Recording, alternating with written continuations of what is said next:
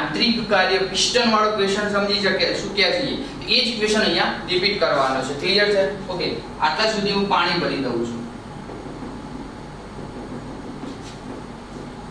પાણી જેને આપણે શાના તરીકે ઓળખશું? દ્રાવક તરીકે. ક્લિયર છે વિદ્યાર્થી મિત્રો? ઓકે, અહીંયા એક પિસ્ટન મૂકું છું. શું મૂકું છું વિદ્યાર્થી મિત્રો? પિસ્ટન.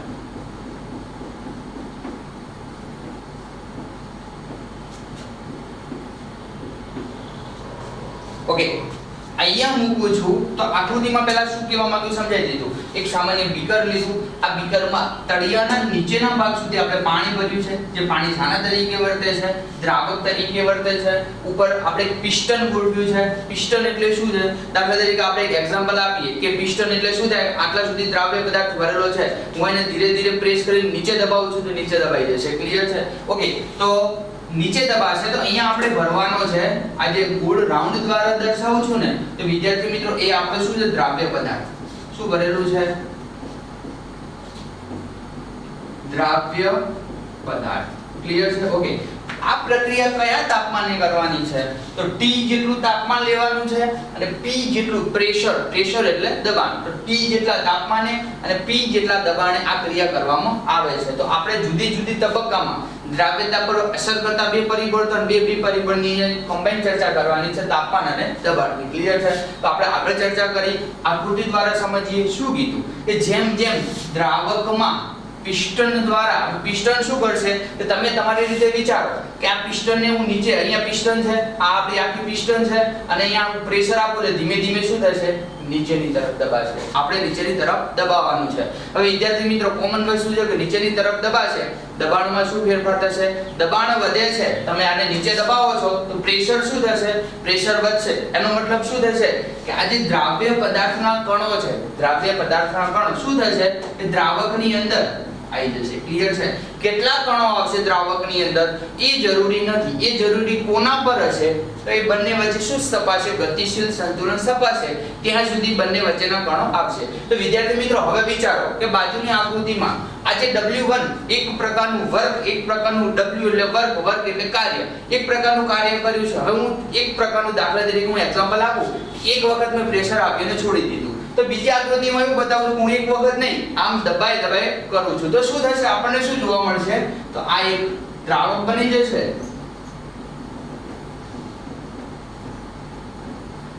દ્રાવક એટલે કે પાણીના અણુઓ છે. વિદ્યાર્થી મિત્રો પિસ્ટન શું થશે? પિસ્ટન પહેલા જે તમારું બીકર હતું, બીકરના સપાટી પર હતું, હવે ક્યાં આવી જશે? એકદમ નીચે આવી જશે. મેં આટલું કાર્ય કર્યું છે. ક્લિયર છે? તો કેટલું કાર્ય કર્યું? તો પહેલા તો માત્ર એક જ હતું પણ અહીંયા W1 W2 W3 દીધું. ક્લિયર છે? તો શું જોવા મળશે કે જે દ્રાવ્યના અણુઓ છે એ દ્રાવ્યના અણુઓ માત્ર સપાટી પર જોવા નહીં મળે પણ સંપૂર્ણ દ્રાવકની અંદર પ્રસરેલા જોવા મળશે. શું થશે વિદ્યાર્થી મિત્રો? સંપૂર્ણ દ્રાવકની અંદર પ્રસરેલા જોવા મળશે. ક્લિયર છે? તો આવું એક એક્ઝામ્પલ આપણે આપી શકાય છે. હજી એક ત્રીજી આકૃતિ દ્વારા ક્લિયર કરી શકીશ કે હજુ પિસ્ટનને દબાવું છું તો પિસ્ટનને દબાવું છું, દબાણ વધે છે, દ્રાવ્યતામાં શું ફેરફાર થશે? દબાણ વધવાની સાથે દ્રાવ્યતા વધે છે. તો હજુ પિસ્ટન દ્વારા એને છેક તળિયાના ભાગ સુધી લઈ જાઉં છું, તળિયાના ભાગ સુધી લઈ જઈશ તો શું થશે કે બંને ભેગું થઈ જશે. એક આકૃતિ બુકમાં આપેલી નથી પણ ત્રીજી આકૃતિ આપણે રીતે ડ્રો કરીને સમજી શકીએ કે પિસ્ટન છેક નીચે લાવી દીધું છે, પિસ્ટન નીચે લાવી દીધું છે, ઉપર મેં કાર્ય કર્યું છે. તો દાખલા તરીકે એક ગોળ, એક આ રીતે ગોળ, આ રીતે ટૂંકમાં શું થયું? ગતિશીલ સંતુલન સ્થપાયું. કોના વચ્ચે? દ્રાવ્ય અને દ્રાવક વચ્ચે ગતિશીલ સંતુલન સ્થપાયેલું જોવા મળે છે. ક્લિયર છે? આ જે બતાવ્યું છે એને આપણે શું કહીશું? પિસ્ટન. આ પણ શું છે? પિસ્ટન. અહીંયા T અને P. T એટલે ટેમ્પરેચર, P એટલે દબાણ. તો તાપમાન અને દબાણમાં ફેરફાર કરીને આકૃતિ દ્વારા આપણે ક્વેશ્ચનની શરૂઆત કરી શકીએ છીએ. ક્લિયર છે? બહુ મસ્ત ક્વેશ્ચન છે. દ્રાવ્યતા. તો દ્રાવ્યતા વાળો ક્વેશ્ચન પૂરો થાય એટલે આપણે વારંવાર પરીક્ષામાં પૂછાતો ક્વેશ્ચન છે હેનરીનો નિયમ. તો હવે આપણે ચર્ચા કરીએ હેનરીનો નિયમ.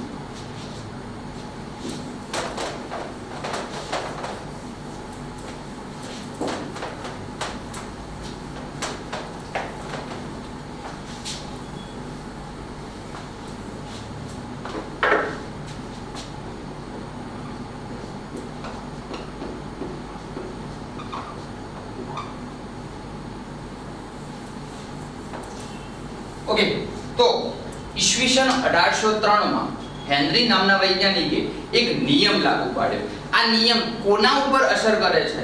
આખો નિયમ આપણા મગજમાં એક વસ્તુ ક્લિયર છે. સોડાવાળું ઉદાહરણ યાદ રાખવાનું છે. સોડાવાળું ઉદાહરણ યાદ હશે તો હેનરી નામના વૈજ્ઞાનિકે એ જ કીધું. અને જો હેનરી નામનો વૈજ્ઞાનિક ન આવ્યો હોત તો અત્યારે આપણે સોડા પીતા ન હોત. સોડાની શોધ, ટૂંકમાં સોડાની શોધ ન કહી શકાય, પણ સોડાવાળો જે આખો પ્રયોગ છે કોણે કર્યો છે? હેનરીએ. અને શું કહેવા માંગે છે એની આપણે ચર્ચા કરીએ. ક્લિયર છે? ફરીવાર કહું છું કે સોડાવાળું ઉદાહરણ યાદ રાખશો, હેનરીનો નિયમ એકદમ ક્લિયર થઈ જશે. તો ઈસવીસન 1803 માં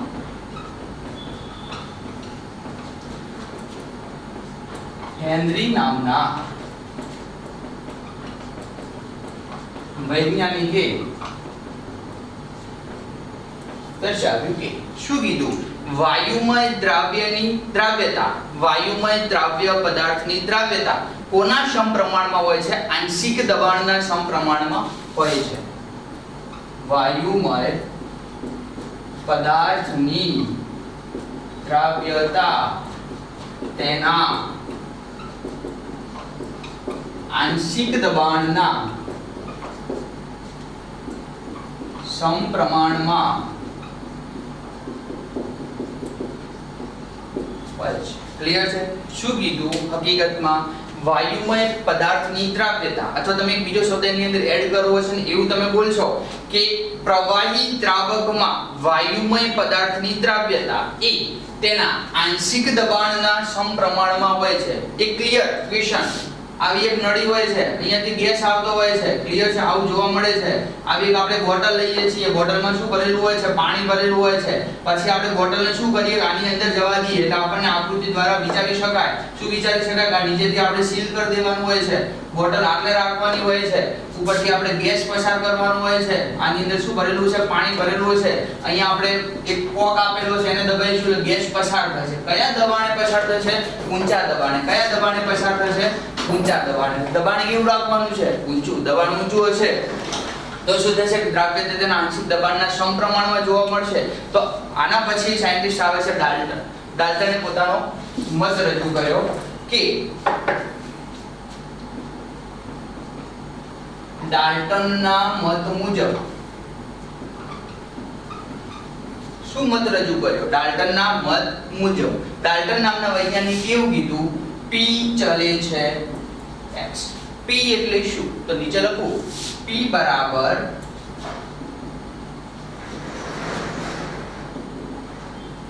આંશિક દબાણ એક આયો x.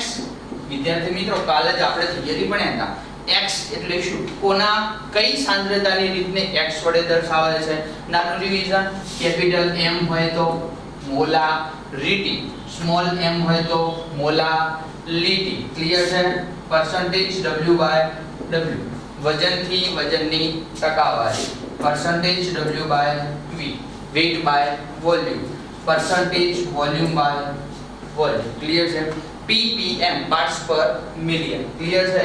તો કઈ રીતને આપણે x વડે દર્શાવતા હતા? તો એને શાના વડે દર્શાવતા હતા? મોલ અંશને. કોના વડે? ઓકે, તો આંશિક દબાણ અને અહીંયા લખું છું મોલ અંશ. તો ડાલ્ટન નામના વૈજ્ઞાનિકે શું કીધું? ડાલ્ટન નામના વૈજ્ઞાનિકે એવું કીધું કે દ્રાવ્ય અથવા દ્રાવણનું આંશિક દબાણ એ તેના મોલ અંશના સમપ્રમાણમાં ચલે છે. દ્રાવણનું આંશિક દબાણ એ તેના મોલ અંશના સમપ્રમાણમાં ચલે છે. ક્લિયર છે? શું ચલે છે કીધું? P ચલે છે x. વિદ્યાર્થી મિત્રો, ચલે છે ને દૂર કરવા માટે આપણે શું કરવું પડે? અચળાંક મૂકવો પડે. તો P kh x. સૂત્ર બહુ ઇમ્પોર્ટન્ટ છે, વારંવાર પરીક્ષામાં પૂછાતું હોય છે કે દાખલા તરીકે આના પરથી દાખલા ખાસ કરીને પૂછાતા હોય. તો આપણે નીચે લખી શકાય P બરાબર શું? આંશિક દબાણ. નવો શબ્દ આવ્યો આપણા માટે kh. દાખલા તરીકે તમે કોઈ નિયમ શોધ્યો હોય તો અચળાંક હોય તેનું નામ શું થાય? તમારા નામ પરથી આવે તો નિયમ આપણે કયો ભણ્યા છો? હેનરી. તો kh બરાબર શું થતું હશે?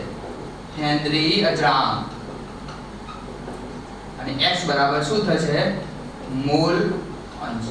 પરીક્ષામાં વારંવાર સૂત્રમાં પૂછાતું હોય છે કે કોઈ પણ પદાર્થનું દબાણ આપેલું હોય છે, હેનરી અચળાંકનું મૂલ્ય આપેલું હોય છે અને તમારે મોલેન્સ શોધવાના હોય તો આ સૂત્રને તમે રીઅરેન્જ કરી તમને દબાણ શોધવાનું કીધું હોય, આ આપેલું હોય, મોલેન્સ આપેલા હશે, મોલેન્સ શોધવાના કીધા હશે તો આ બંને મૂલ્ય આપેલા હશે, તેના આધારે આપણે મોલેન્સ પણ શોધી શકીએ છીએ અને દબાણ પણ શોધી શકીએ છીએ. ક્લિયર છે?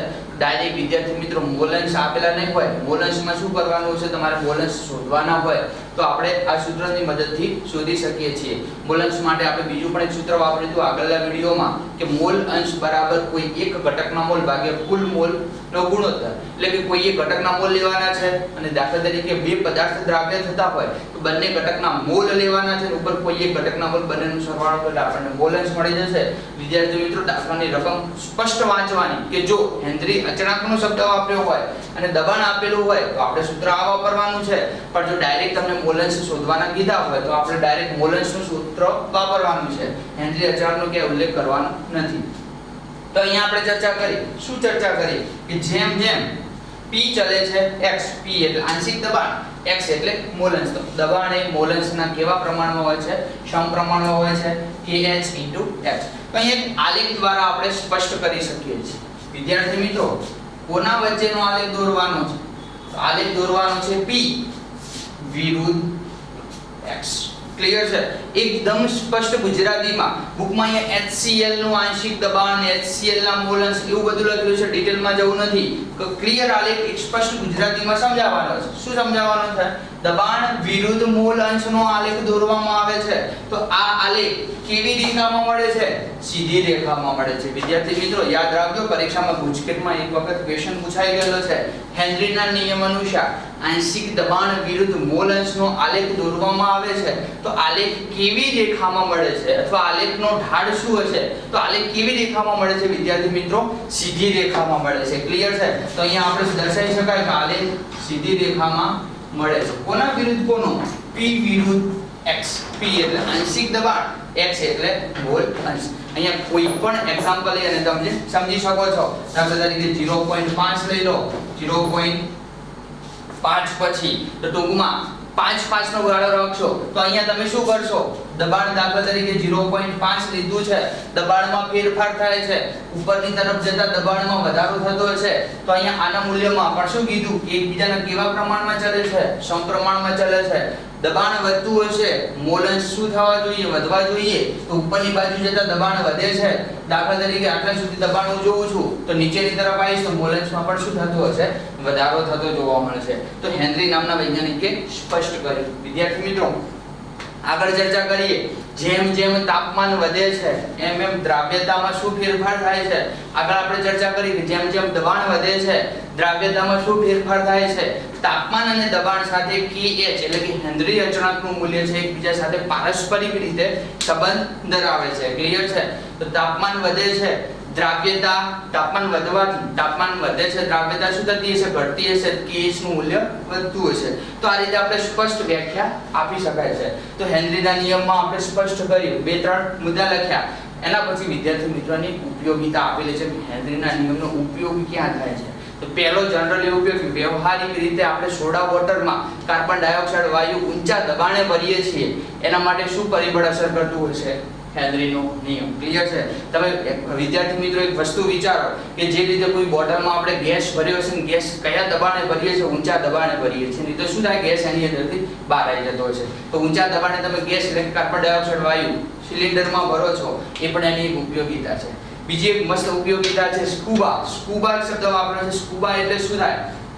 કે જ્યારે કોઈ વ્યક્તિ દરિયાની અંદર ડૂબકી મારે છે, ટૂંકમાં આપણે મરજીવા એક શબ્દ વાપરતા હતા પણ મરજીવાના ઉપરાંત એક બીજો શબ્દ છે સ્કુબા. તો જ્યારે દરિયાની અંદર ડૂબકી મારે છે ત્યારે પોતાની સાથે કોઈ પણ વાયુનું એક સિલિન્ડર લઈ જતો હોય છે. સિલિન્ડર લઈ જતો છે એટલે શું થાય? શ્વાસોશ્વાસની ક્રિયા કરવા માટે ઓક્સિજન અથવા નાઇટ્રોજન. ક્લિયર છે?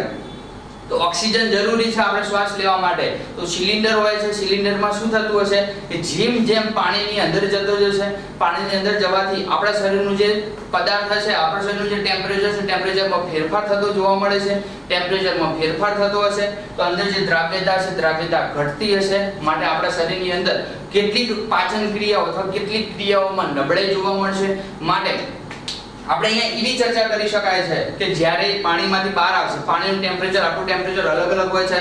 આપણે ડૂબકીમાંથી જ્યારે સ્કૂબામાંથી અથવા સ્કૂબા બહાર આવે છે ત્યારે શું થતું હશે કે એની જે દરરોજની જે ક્રિયાઓ છે, ક્રિયાઓમાં શું થતું છે, કેટલો ફેરફાર જોવા મળતો હશે. તો માટે આપણે શું કીધું કે ઊંચા સિલિન્ડરમાં કેટલાક વાયુઓ ભરવામાં આવે છે, જેમ કે હિલિયમ વાયુ ભરવામાં આવે છે 11.7% જેટલો, બીજો એક આર્ગોન વાયુ ભરવામાં આવે છે, નાઇટ્રોજન વાયુ ભરવામાં આવે છે. આવા કેટલાક વાયુ અમુક સાંદ્રતાએ ભરી અને ડૂબકી લગાવવાથી કોઈ ફેરફાર થતો જોવા મળતો નથી. ત્રીજી એક ઉપયોગિતા આપેલી છે કે દાખલા તરીકે તો આપણે પાણીની વાત કરી, પણ આપણે આનું આ રીતે આપણે ઉપર વિચારીએ કે આપણે કોઈ પહાડ ઉપર ચડવાનું છે, ક્લિયર છે, ત્યાંનું ટેમ્પરેચર અને અહીંનું ટેમ્પરેચર એ મેચ થતું નથી, ઘણો જેવો ફેરફાર જોવા મળે છે. તો ત્યાં આપણે જે ઓક્સિજન વાયુનું સિલિન્ડર લઈને જતા હશું એમાં કેટલાક એવા વાયુઓ ભરવામાં આવે છે ઊંચા દબાણ કે જે એનું ટેમ્પરેચર અને આપણું ટેમ્પરેચર મેચ થતું હોય. તો વિદ્યાર્થી મિત્રો આવી કેટલીક ઉપયોગિતા હતી. કોની હતી? હેનરીના નિયમ. ક્લિયર છે? તો આના આધારે આપણે હેનરીનો નિયમ ભણી શકીએ છીએ. ક્લિયર છે? તો વિદ્યાર્થી મિત્રો દ્રાવ્યતામાં આપણે ત્રણેક ક્વેશ્ચનની ચર્ચા કરી. દ્રાવ્યતા એટલે શું? દ્રાવ્યતામાં બે ક્વેશ્ચન જોયા કે ઘન દ્રાવ્યની પ્રવાહી દ્રાવકમાં દ્રાવ્યતા, ઘન દ્રાવ્ય અથવા વાયુમય દ્રાવ્યની પ્રવાહી દ્રાવકમાં દ્રાવ્યતા. બે પરિબળો બહુ મસ્ત ચર્ચા કરી. પિસ્ટન વાળું એક્ઝામ્પલ જોયું, હેનરીનો નિયમ જોયું. હવે વિદ્યાર્થી મિત્રો બહુ મસ્ત ક્વેશ્ચન અને ઇમ્પોર્ટન્ટ ક્વેશ્ચન ચાલુ થાય છે, રાઉલ્ટનો નિયમ. ક્લિયર છે? તો રાઉલ્ટના નિયમ આપણે બે રીતે ભણવાના છે. કયા બે રીતે ભણવાના છે? તો પહેલો નિયમ છે બાષ્પશીલ દ્રાવ્ય અને બાષ્પશીલ દ્રાવક માટે રાઉલ્ટનો નિયમ. બીજો નિયમ છે બાષ્પશીલ દ્રાવ્ય અને અબાષ્પશીલ દ્રાવક માટે રાઉલ્ટનો નિયમ. તો પહેલો નિયમ છે બાષ્પશીલ દ્રાવ્ય અને અબાષ્પશીલ દ્રાવક. ટૂંકમાં બંને બાષ્પશીલ લેવાના, બંને એટલે કોણ? દ્રાવ્ય અને દ્રાવક. ક્લિયર છે? તો વિદ્યાર્થી મિત્રો એની આપણે હવે ચર્ચા કરીએ. બીજું કઈ